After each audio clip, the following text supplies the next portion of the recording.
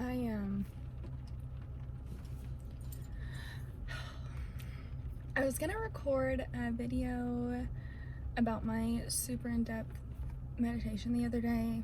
I think it was day before yesterday, I don't know, this day before yesterday. But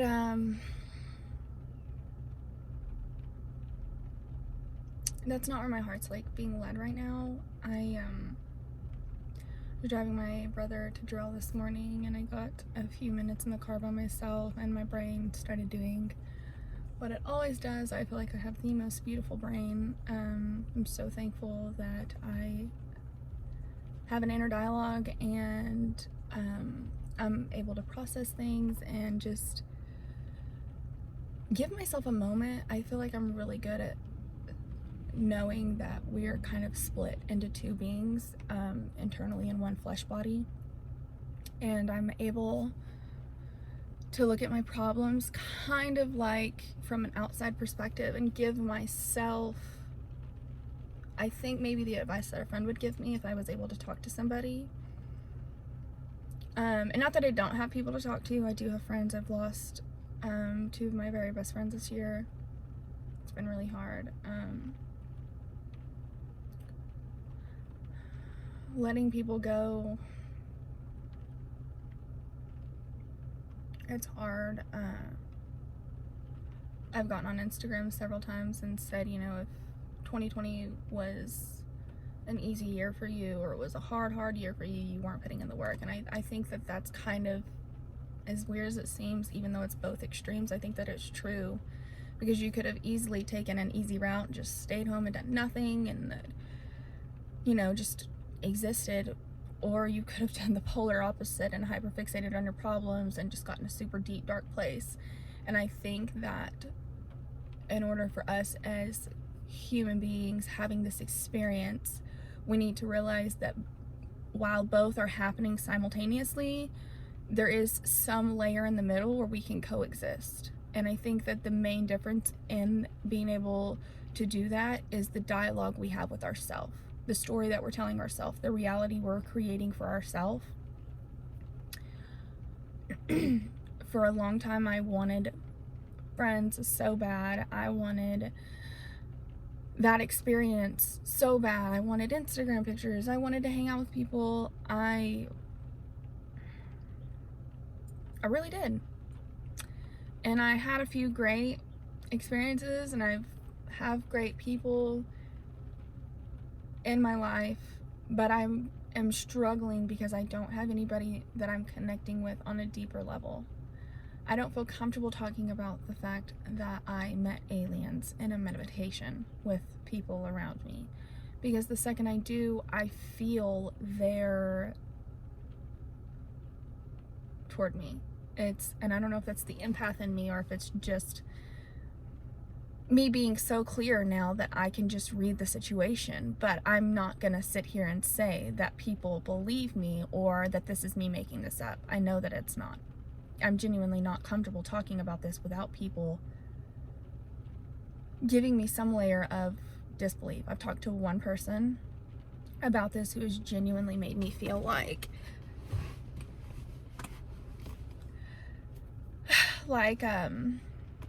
this is a real valid thing, and I can't deny what happened to me. I've tried. The last 2 days I had a panic attack. And not because of anything bad, but just because I was truly so taken back and so overwhelmed by what I saw. I didn't know how to process it. Truly, I was just shook. My lips are so dry, so I'm gonna put on some chapstick. But like I said, I've lost a lot of people, and things have been nothing short of horrible. I actually just made a spiritual friend not that long ago, and lost them too. Blocked like I never existed. And I'm confused a little, because it's like I'm getting to a place where I'm mentally healthy and I'm happy. You would think I wouldn't be alone all the time. Granted, I'm married and I have kids, but if you're a mom and you're married and you have kids, you know what I'm talking about. That's not what I'm talking about. And I love my kids, all of my whole, it's great.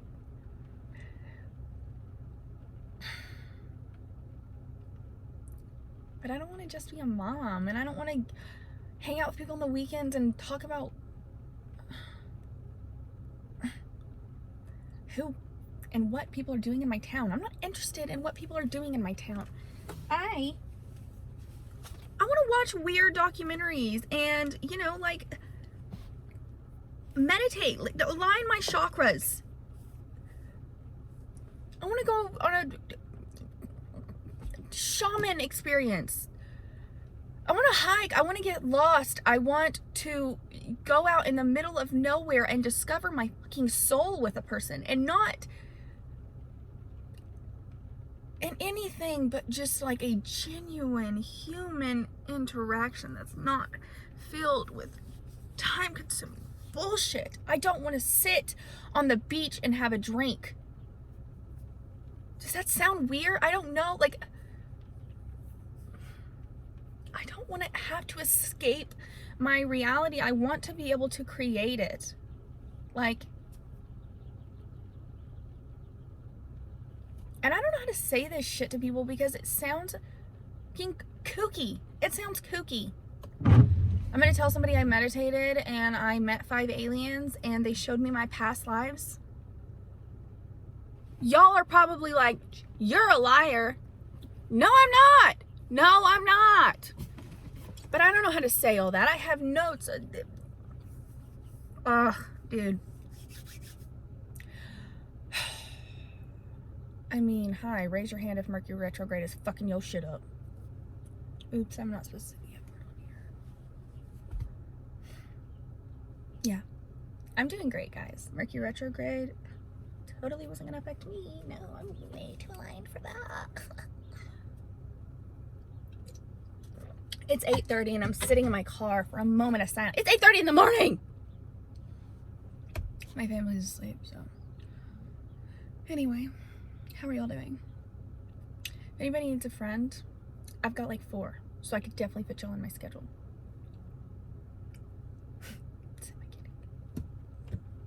I'm very grateful for the people in my life. I do want to say that. You know, y'all 5 loyal ones. You're stuck with me. And y'all know who you are. I've gotten myself to a place where I don't have to explain to my people.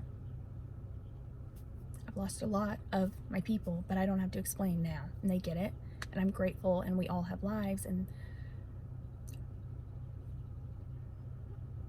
I just want people to maybe hear what's going on in my brain, and maybe we're all thinking the same fucking things. I don't know. Maybe it's just me. I don't know. But I do know that I feel better when I do this. So, yeah. I'm gonna try to get my meditation video out soon. I really want to. I had the most intense experience. Like, my life literally changed. My life literally changed. But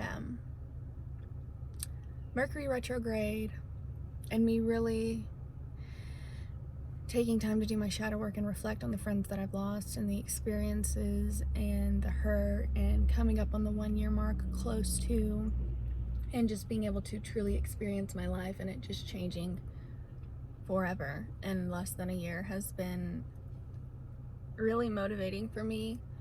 And I hope that, if anything, I truly hope to God that one person is watching this and it's putting some sort of gas in their tank. Because if I had that last year,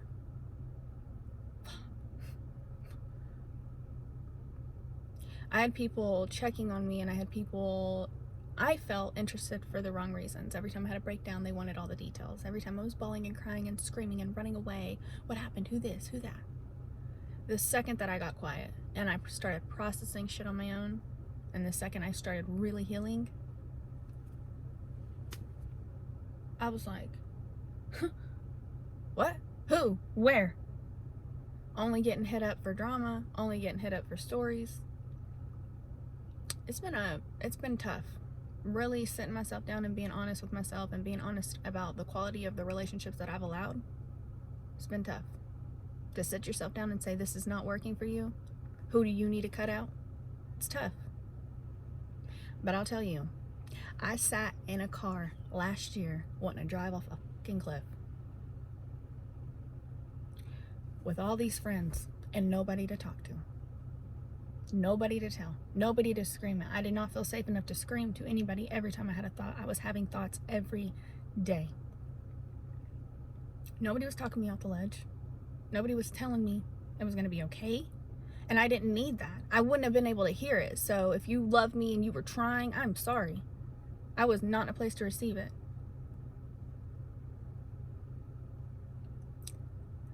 But I am now.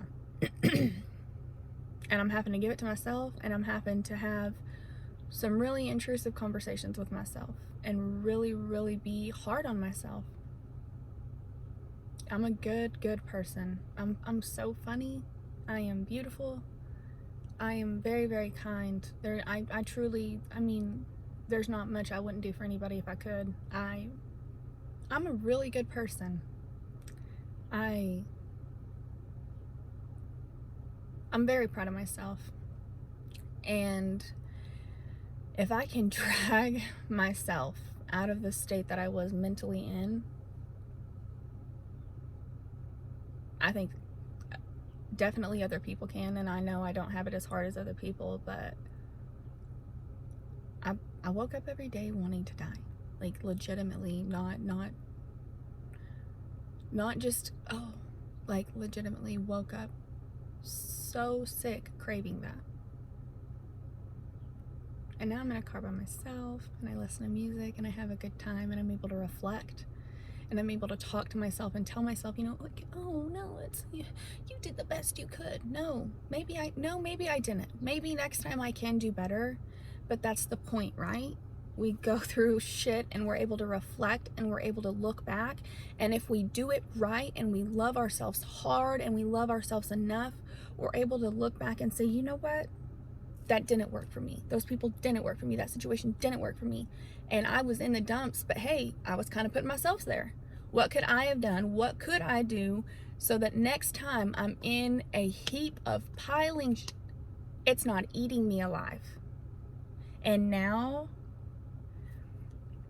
I have more problems and more shit just keeps coming up, and I'm still having the breakdowns and I'm still crying and trying to figure it out because I'm a human with emotions, and life's hard. It's not supposed to be easy. It's supposed to be beautiful, but it is not supposed to be easy. And I didn't sign up for easy. I don't want easy, because everything that's ever been easy, I didn't want. My first marriage was so easy.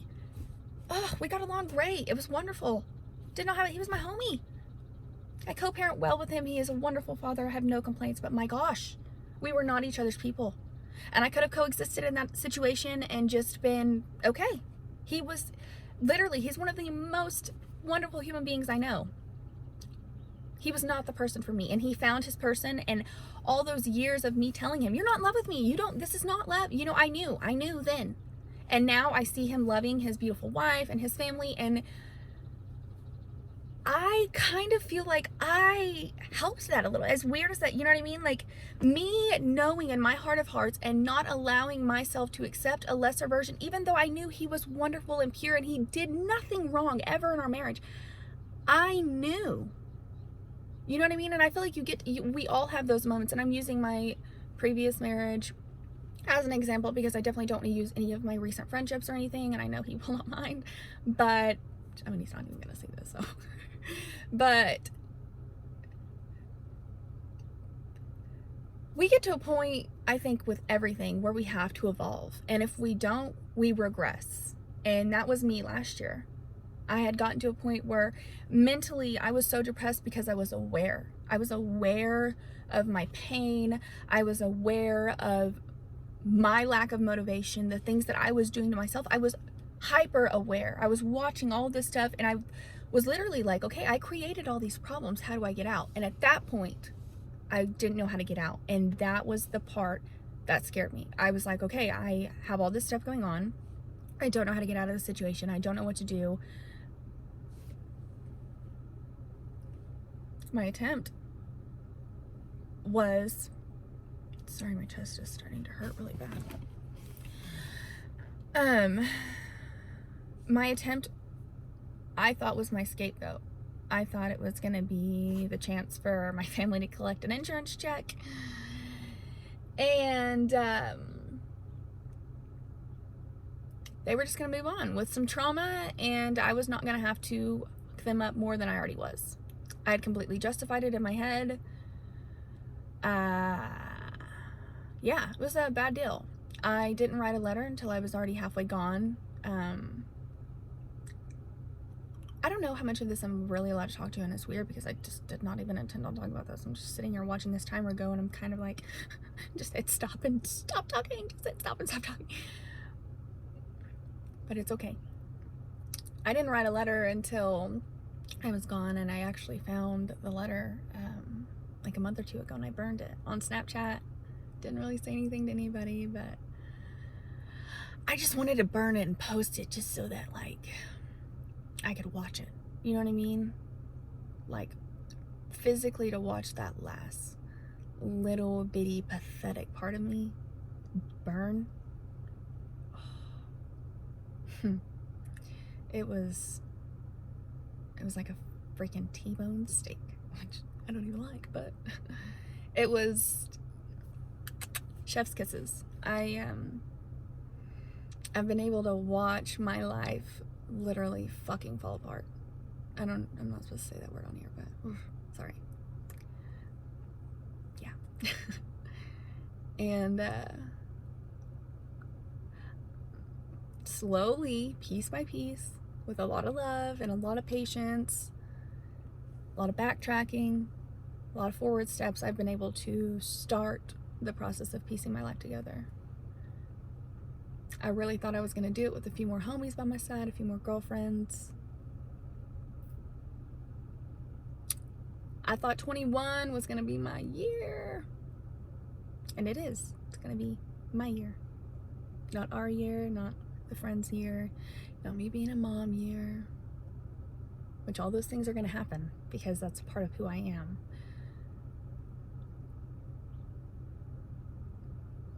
But I'm getting my shit together for me, for my kids to see that it's okay to be a human being struggling in the world with mental illness and to do whatever works for you, whether that's going to the doctor, going to the counselor, going to a shaman, meditating, smoking cannabis, you know, whatever you can do. I think really anything that helps you, gives you a moment, and anything that just regulates whatever negative voices you have going on in your head, if you can get to a moment where you can silence those just to hear yourself and your inner light and your thoughts and love yourself, I think that that is the best thing that you can do. That's the first thing. Like I said, I want to get on here and I want to talk about my meditation. I've been sitting in here for 18 minutes. I'm not even really sure what I rambled about, probably because I had too much of that energy drink, but just wanted to say I love y'all, and I know my last video did not hit right, but that's okay. I'm gonna keep on, and I am excited. I will get more comfortable and peel back more, and hopefully in my next video I'll be talking to y'all about the aliens and me being an octopus and all this weird shit that's happened to me, but that I really believe it happened to me. Like, it's weird because this time last year, if you had told me all this shit that I'm believing now is real, I kind of, like last year, but it was almost like a movie. Like, it didn't seem real. Like, I was like, oh, that'd be cool, but like, my brain couldn't grasp anything beyond this earth. And now that I can, I feel like there's no stopping anything. Like, we're all beautiful lights and souls that are on a journey and trying to figure things out. And as long as we truly keep true to ourselves, nobody else, ourselves, we will be exactly where we need to be. And I think it's only when we stop listening to ourselves and we start listening to everything else that we lose sight of our journey and our purpose and who we are and where we are. And I just want to say, if you've taken time to consciously love me in the last year and not give up on me and be understanding of me and patient with me I've not been the easiest person. I've not done it all right, but I am thankful for the consistent love that I have and people just being for me. It's made a world of difference, and I don't ever want to get on here and like say I'm alone and like not give recognition to the people, you know what I mean? Like, I'm never completely alone. As far as people understanding me, that's a given. They don't, but that's okay. I can call my dad and I can get really weird with him and he can check me, and that's honestly what I need, like once a month. But as far as me calling people every day and getting advice every day and having somebody pour into me every day, no, that does not happen. It's just, I couldn't exist like that. I have to be my own person a little bit. But anyway, I love y'all, and I don't know if y'all are connecting with these videos at all. I don't know if they're serving a point. I would love to know if they are. If y'all don't want me, I mean, if you just, nobody gives a shit about this, I don't want to waste my time. But yeah, gotta hear some more. Oh, there it is. Thank y'all for the ones that are making this feel like it's for real for me. Thank you. Mackenzie, if you're watching this, sissy, I'll see you soon. I love y'all.